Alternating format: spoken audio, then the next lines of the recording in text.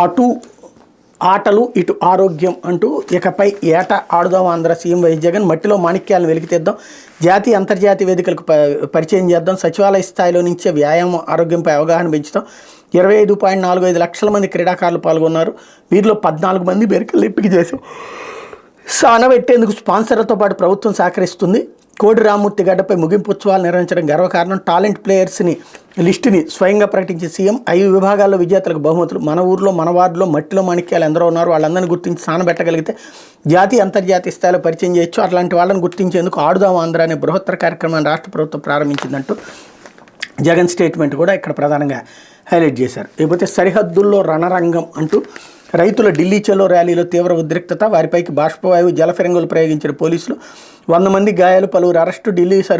ఢిల్లీలో సరిహద్దుల్లో కట్టుదట్టమైన భద్రత, దేశ రాజధానికి చేరుకోలేకపోయిన రైతులు, ర్యాలీకి నైట్ హాల్ట్ నేడు కొనసాగింపు అన్నటువంటి వార్తని ఇక్కడ ప్రధానంగా హైలైట్ చేశారు. లేకపోతే రిలయన్స్ బిర్లా భారీ పెట్టుబడులు అంటూ